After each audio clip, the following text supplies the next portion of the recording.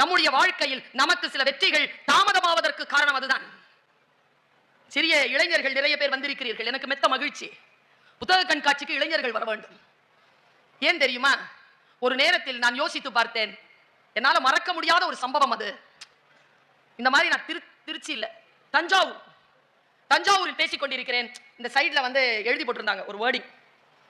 சாதாரணமாவே இப்படி பேசும்போதே இப்ப ஞானாம்பிகா அப்படின்னு எழுதி போட்டிருக்காங்க. முன்னால இருக்கிறது வாசிக்க முடிந்தவற்றை வாசித்துக் கொண்டே இருப்பேன். அது என் பழக்கம்.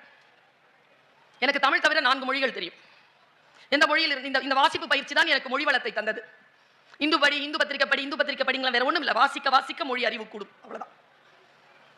நான் அப்படி வாசிக்கிறேன், பேசிக்கிட்டு இருக்கும் போதே பார்த்துட்டு வாசிச்சிட்டேன். நிலம் நகர்ந்துருச்சு, எனக்கு தடுமாறிட்ட ஒரு நிமிஷம். எழுதுறான் அவன், நீங்கள் எந்த புத்தகத்தையும் காசு கொடுத்து வாங்கியதில்லை. அப்படியா?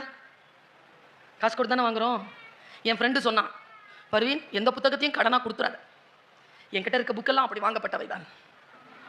இந்த கடனா எடுத்துட்டு போறானுவலே ஒருபோதும் படிச்சு திருப்பி கொடுக்க மாட்டாங்க. நம்பி கொடுக்கவே முடியாது. கொடுக்கும்போது தேனொழுக வாங்கிட்டு போவாங்க. யாரோ ஒரு ஐயா சொன்னாரு, ஒருத்தன் கடன் கொடுத்தானா ஒருத்தருக்கு. கடன் கொடுத்து திருப்பி கேட்க வந்திருக்காரு 10,000 ரூபாய். இங்க வா வா உனக்கு தரேன், ஏமாத்துவேன்னு சொன்னேன்ச்சியா, வா வா என் கொல்லப்புறத்துக்கு வான்னு சொல்லி கூட்டிட்டு போய் கொல்லப்புறத்துல குழி தோண்டி மடியிலிருந்து ஒரு புளியங்கொட்டை வச்சு உள்ள மூடிட்டான். இது வளர்ந்தா முதல் அறுவடை உனக்கு தான். அவன் பார்த்தான், என்னடா இது காசு கொடுத்துட்டு கிண்டல் பண்றான் இவனுக்கு. சிரிச்சிட்டான். அவனுக்கு அது மேல முடியல. சிரிச்ச உடனே அவன் சொன்னான், ஏன் சிரிக்க மாட்ட, காசு திரும்பி வந்துருங்கிற திமிரு. என்ன செய்வீங்க இவங்களை நீங்க? இவன் ஒன்னும் செய்ய முடியாதுங்க. அவன் சொல்லுகிறான், நீ எந்த புத்தகத்தையும் காசு கொடுத்து வாங்கியது இல்லை. கீழே போட்டான் பாருங்க வெளிச்சம்.